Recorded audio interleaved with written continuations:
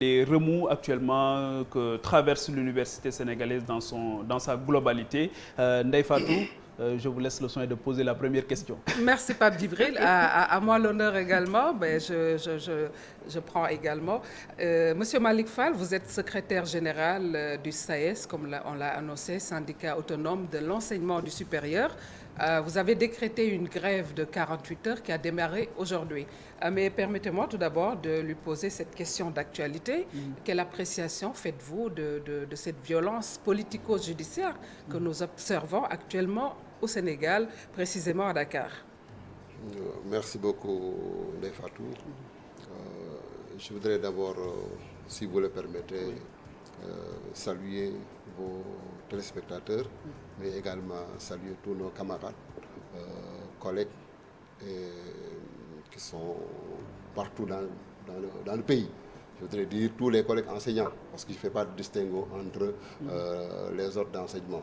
Donc partout où vous allez, vous avez donc ces enseignants qui sont là-bas en train de faire donc le travail. Et je voudrais vraiment profiter de votre plateau pour leur lancer un salut fraternel et vraiment syndical.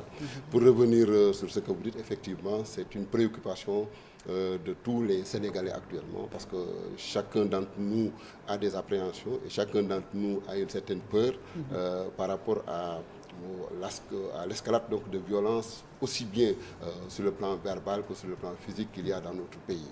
Je pense que le Sénégal quand même est connu, en tout cas pour être un pays de démocratie, un pays où les alternances se sont réalisées de façon démocratique, où pendant plusieurs années, même s'il y a quand même eu des moments de tension politique, mais nous avons toujours su nous en sortir en prenant donc de la hauteur et en essayant autant que faire se peut de faire prévaloir en tout cas donc l'intérêt public plutôt que nos propres intérêts personnels. Pour rester dans la même veine, Ndeye Fatou, juste aborder cette question de la violence avant d'en venir aux questions liées à l'enseignement. Dans la première partie de Soir d'Info aujourd'hui, nous recevions M. Babacar Ba du Forum du Justiciable, de la société civile. Est-ce qu'aujourd'hui l'université joue pleinement son rôle dans cette dynamique d'apaisement, mais surtout d'interpeller les acteurs dans leurs responsabilités premières dans la société? Est-ce que l'université joue aujourd'hui son rôle? Bon, c'est vrai qu'il faut dire la vérité, parce que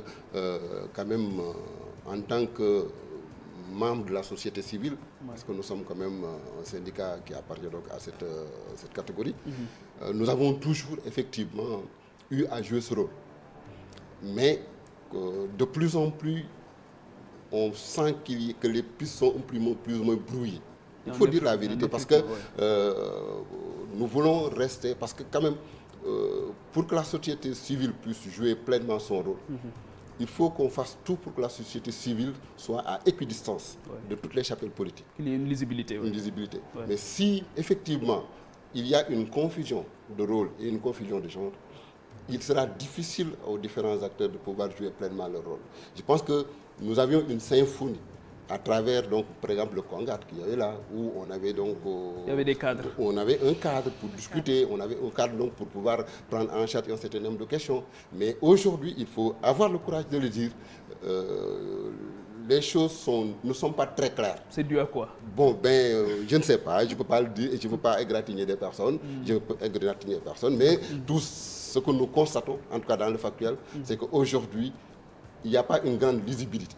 Et il nous faut aujourd'hui, pour que nous puissions jouer, nous, notre rôle d'arbitre en tant que société civile, nous devons être à équidistance de toutes les chapelles politiques. Des universitaires? Mais les universitaires, quand même, ont une certaine liberté d'appréciation. Et de ce point de vue, il faut faire la distinction entre le syndicat, le SAES, qui est donc une entité organique, et les enseignants du supérieur qui ont leur liberté de ton et qui peuvent, et vous le voyez, qui sont invités dans les plateaux pour faire des lectures, mais également qui prennent leur plume pour écrire. Vous n'avez pas de liberté de temps? Vous n'avez pas de liberté de temps? Non, je vous dis, notre syndicat, le syndicat est un syndicat qui est bâti sur des principes. Et si vous regardez très bien, dans notre charte, nous essayons, autant que faire se peut, de nous éloigner et d'être à équidistance de toutes les chapelles politiques. D'ailleurs, pour être secrétaire général du SAES, pour être membre du bureau national, vous ne devez appartenir à aucune instance dirigeante d'un parti politique ou d'un cabinet ministériel. Ça veut dire que donc nous essayons autant que faire se peut donc d'être à équidistance. Maintenant, de ce point de vue, nous avons une règle. Mais par contre, nos camarades qui sont libres, parce qu'ils peuvent être donc de tous les partis politiques, sont libres de prendre donc la parole, et vous le voyez souvent, d'écrire, mais du point de vue syndical, nous avons une ligne. Et cette ligne, nous essayons autant que faire ce peut donc de la respecter. Alors, on en revient au fait de factuel, 48 heures de grève. Pour réclamer quoi exactement? Merci beaucoup. Renouvelable ou pas d'ailleurs? Ah oui, oui. On Bon, c'est pas souvent. renouvelable, mais en fait, nous avons quand même une certaine chronologie que nous avons dégagée dans la manifestation, en tout cas donc de notre stratégie. Mais ce que je veux dire tout simplement, Fatou, il faut rappeler une chose, c'est que le SAES avait déposé un préavis de grève qui est arrivé à expiration vers le mois de février, mois de mars. Donc, et dans ce préavis de grève, nous avions un certain nombre de points qui étaient inscrits dans la plateforme revendicative. Parmi ces points, bien sûr, il y avait la question qui était relative aux infrastructures qui sont en train d'être construites dans les universités. Il y avait également un point qui était relatif au texte de gouvernance donc, des universités. Il y a également un point qui est relatif au budget, parce que quand même, nous avons toujours réclamé donc, des budgets de vérité pour les universités. Et il y a également un autre point qui est relatif tout simplement donc, à l'organisation et au financement de la recherche. Donc ce sont ces points-là qui étaient contenus dans notre plateforme revendicative. Il s'est trouvé que l'avènement donc, de la Covid nous a un petit peu refroidi, parce que quand même, pour des considérations de patriotisme, nous avons essayé de mettre en veilleuse toutes nos revendications et nous avons essayé également de participer à l'effort donc, du gouvernement par rapport à la prise en charge donc, de cette pandémie-là. Donc nous avons fait donc, des participations, des dons en nature également, mais également des dons numéraires, mais nous avons mobilisé tous nos collègues intellectuels, tous nos collègues scientifiques. Et vous avez différé le combat. Et nous avions donc mis Ils ont fait des sacrifices. Donc nous avions vraiment mis en veilleuse toutes nos revendications. Vous avez fait des sacrifices. Voilà. Maintenant, aujourd'hui, quand même, nous avons tout simplement demandé au gouvernement de nous aider. Parce que quand même, les universités sont plongées dans des situations assez compliquées. Parce que l'État a décidé aujourd'hui, depuis 2019, d'orienter tous les bacheliers qui le désirent dans les universités publiques. Et nous avons la carte universitaire. Si vous la regardez un peu, bon, c'est vrai qu'on est en train de faire de gros efforts en ce qui concerne donc la carte universitaire. Mais en termes d'infrastructures pédagogiques, accompagner cette volonté, oui. En termes d'infrastructures pédagogiques, mais également en termes de ressources humaines, mais nous souffrons énormément. S'il n'y a que l'université de Dakar où vous pouvez vraiment dire qu'il y a quelque chose qui est en train d'être fait, même s'il y a quand même beaucoup de manquements. C'est là où vous avez à peu près 1400 enseignants. Seuls. Vous avez à peu près 1300 personnels administratifs, techniques et de services. Dans les autres universités, ça tourne autour de 300 enseignants, 400 enseignants. Et ces universités-là qui ont à peu près 400 enseignants au plus, aujourd'hui prennent plus de presque 20 000 étudiants. En termes d'infrastructures, également pédagogiques, mais nous avons des retards énormes. Je vous donne un exemple. Moi, je suis chef de département en même temps. Et dans mon département de biologie animale, je donne juste cet exemple qui est caractéristique de la situation. J'ai une salle de travaux pratiques que la première année et la licence se partagent. Une seule salle. Une seule salle. La première année fait 50 groupes. Plus de 50 groupes de TP. La licence fait à peu près 25 groupes de travaux pratiques. Faites le compte, ça fait 80 groupes. Pour une seule salle. Pour une seule salle. Et nous devons travailler du lundi à 8h jusqu'au samedi, tous les jours de 8h à 22h. Mais ça veut dire que donc pour pouvoir placer tous ces groupes, il me faut une semaine de 12 jours. Et justement, cette loi cadre, voilà donc les difficultés. Monsieur Fall, justement pour rester dans ce sillage, la transition est trouvée pour parler de cette loi cadre de 2015 qui stipule une réorganisation du système, n'est-ce pas? Qu'en est-il exactement? Est-ce que vous êtes en train de revoir par vous-même cette réorganisation ou vous attendez l'État? Voilà, vous l'avez dit vous-même. La loi cadre de 2015 a été votée. Cette loi cadre Qu'est-ce qu'elle disait? installe une nouvelle forme de gouvernance des universités, avec l'avènement des conseils d'administration et des conseils académiques. Donc c'est l'État du Sénégal, libre, qui a décidé de se doter d'une loi qu'on appelle la loi cadre votée en 2015. Et cette loi cadre prévoit que, aujourd'hui maintenant, dans les universités, dans les instances de gouvernance, nous devons avoir un conseil d'administration, nous devons avoir un conseil académique, nous devons avoir un recteur qui est cette fois-ci maintenant non plus nommé, mais qui est tout simplement élu. Disons, on est dans un système hybride. Ça veut dire quoi? Parce qu'on a coupé donc la part en deux.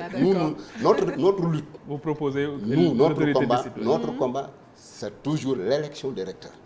Mais lors de la CNAES, il y a eu un compromis qui s'est dégagé et qui consiste à dire quoi?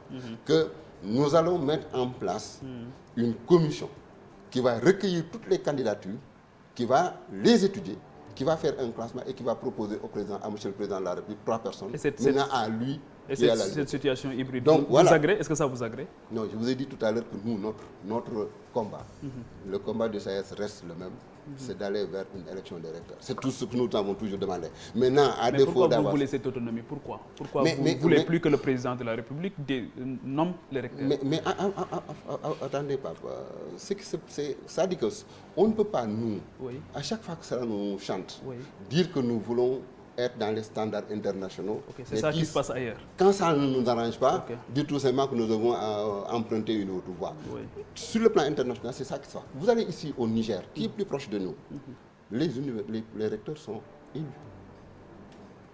Donc, si le Niger peut le faire, nous également, nous pouvons. Qu'est-ce que l'élection garantit?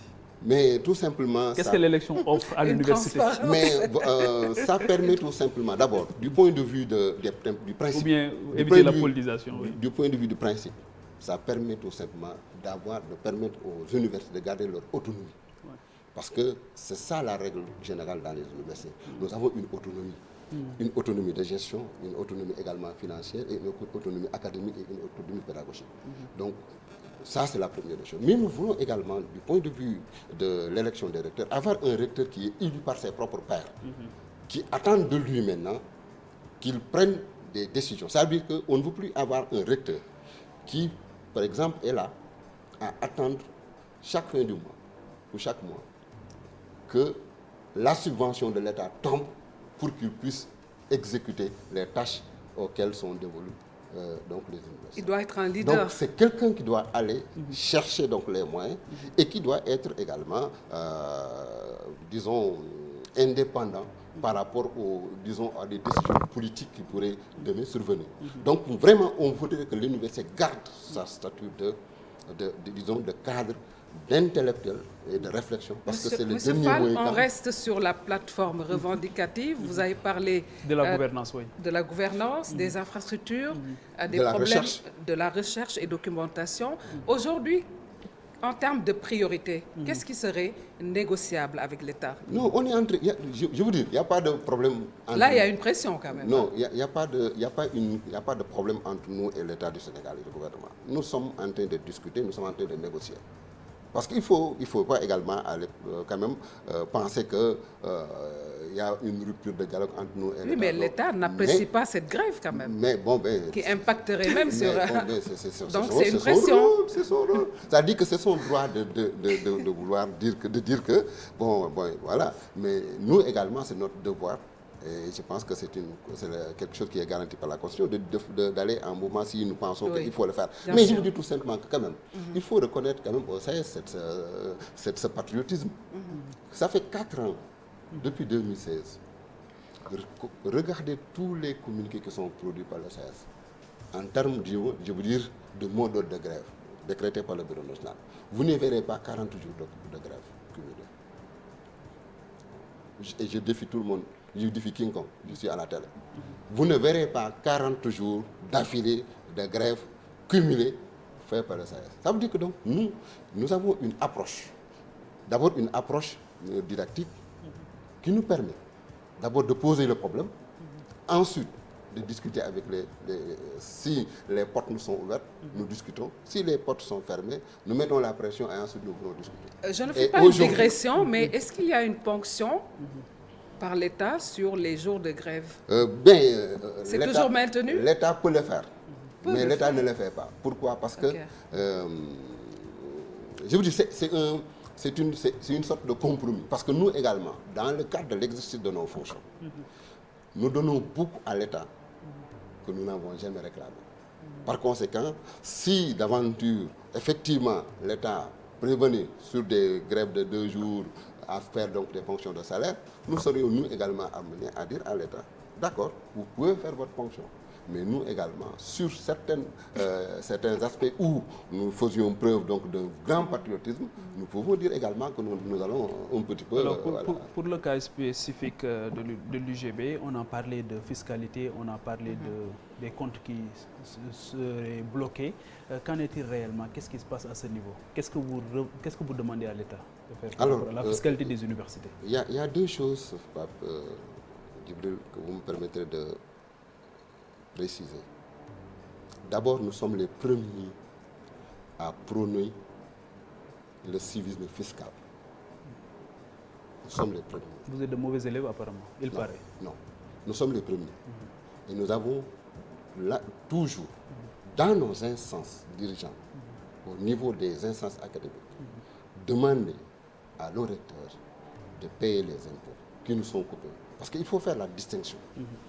Les enseignants, il n'y a pas de problème disons pour les enseignants de payer c'est retenu à la source. C'est retenu à la source. Donc tous les enseignants, tous les personnels d'enseignement de recherche, administratif, technique et de service, on leur précompte à la base leurs impôts. Donc de ce point de vue, il n'y a pas d'équivoque. Nous payons nos impôts. Maintenant, ces impôts doivent être reversés. Il y a 2 choses qui se passent, 2 situations qui se passent dans les universités. Premièrement,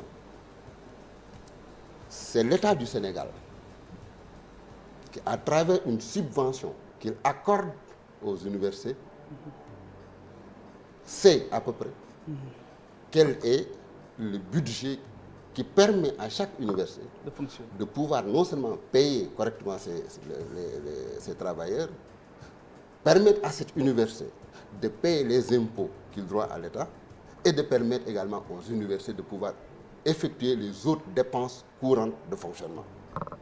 Il y a une faiblesse dans la dotation. Cet État le fait par le biais du ministère de l'économie et des finances. Oui.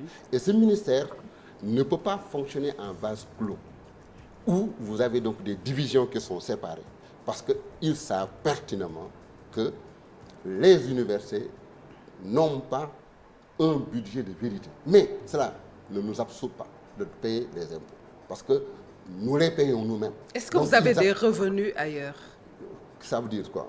Autre que la dotation de l'État. Mais c'est ça le problème des universités. En fait, c'est pourquoi je disais tout à l'heure que nous avons besoin d'universitaires, de recteurs qui n'attendent pas seulement la dotation, mais il faut carrément aller chercher des ressources additionnelles. Maintenant, le problème qui se pose au niveau de Saint-Louis, pour être vraiment clair, c'est que nous avons un agent fiscal qui, c'est vrai, en regardant donc ce que doit l'université aux impôts, est parti bloquer les comptes de l'université. Nous y reviendrons parce que nos amis du syndicat des impôts ont fait sorti un communiqué très insultant à l'endroit de Quand est-ce? Aujourd'hui, à l'endroit de CES. Mais je vous dis tout simplement que nous sommes des intellectuels et nous sommes vraiment donc des universitaires. Nous n'allons pas descendre aussi bas pour vraiment répondre à des querelles de bonne fortune. Mais nous y reviendrons parce que sur le plan juridique, nous montrerons que l'agent comptable n'a pas le droit de bloquer le compte. Et sur le plan économique, nous y reviendrons parce que quelque part, l'État nous précompte déjà ces impôts. Le temps imparti est presque fini. Rapidement, aujourd'hui, quel est l'état du dialogue entre le ministère et le syndicat? Est-ce que le ministère vous écoute? Est-ce qu'il vous accompagne? Est-ce que c'est le ministère de l'enseignement supérieur et l'avocat de l'enseignement supérieur? Ça, je ne veux pas être l'avocat du ministre pour dire que... Voilà. Mais ce que je sais, c'est que quand même il y a une collaboration franche entre le SAES et le ministère. Et nous travaillons pour que effectivement donc les revendications du SAES puissent être satisfaites. Là, au moment où je vous parle, nos problèmes c'était des problèmes de texte. Bon, ça bouge un peu. La question également de la fiscalité est en train de bouger parce que il y a beaucoup donc de choses qui se sont passées entre ces deux jours et ces 3 jours. Et une réunion est prévue donc lundi. Et qu'est-ce que vous avez fait des recommandations des réformes de l'enseignement supérieur conduites par le professeur Souleymane Bachir Diagne, la mise en œuvre de ces recommandations? Mais vous touchez un autre problème, peut-être on n'aura pas le temps de développer, mais ce que je vous dis, c'est qu'on a organisé donc la concertation nationale sur l'avenir de l'enseignement supérieur, qui était une concertation inclusive, où tout le monde était présent. Les recommandations. Donc il y a eu 78 recommandations. Sur les 78 recommandations, on en a pris 11 pour en faire des directives présidentielles. Mais quid maintenant des 67 qui restent? Elles sont où? Dans les tiroirs. Il faut demander à l'aide. Et le contrat de performance, rapidement, parce que aussi quand vous demandez des moyens, vous devez aussi vous battre pour les résultats. Est-ce qu'aujourd'hui, l'université sénégalaise est à la hauteur des enjeux du monde nouveau? Mais d'abord, vous avez parlé de contrat de performance, ça veut dire que donc il faut avoir donc les moyens et ensuite à partir de ces moyens-là, nous attendre des résultats. Donnons-nous d'abord qu'on nous donne d'abord les moyens et ensuite vous n'avez pas de moyens. Qu'on nous donne d'abord les moyens et ensuite on verra. Et je vais vous dire une chose, Pape Djibril. Les gens parlent souvent du classement des meilleures universités. Il paraît que vous êtes maintenant... Est-ce que vous savez qu'à l'université de Dakar, c'est parce qu'à l'université de Dakar, la moyenne des publications annuelles, c'est de 1500 publications annuellement. Ces publications, si on avait mis ça sur la balance, l'université Cheikh Anta Diop de Dakar ne serait jamais absente de ce liste de classe. Ça veut dire aujourd'hui, le problème que nous avons, c'est quoi? C'est que sur le plan au niveau de l'administration, on doit recruter des personnes qui sont capables de gérer les big data, c'est-à-dire les grandes données, et qui sont capables également de répondre aux différentes interrogations donc, de ces instances qui organisent donc ces classements-là. Et je vous assure que si cela est fait, vous verrez que l'université Cheikh Anta Diop de Dakar est encore une université de Dakar ou bien l'université sénégalaise dans sa globalité et encore une université qui est présente. Ndeye Fatou? Eh bien, nous avons fait le tour de ces questions-là. Nous invitons tout simplement le SAES à revoir un peu sa copie et penser quand même à l'impact négatif qui va se poser sur quand même nos enfants qui sont là, nos étudiants, ce problème de niveau qui se pose déjà.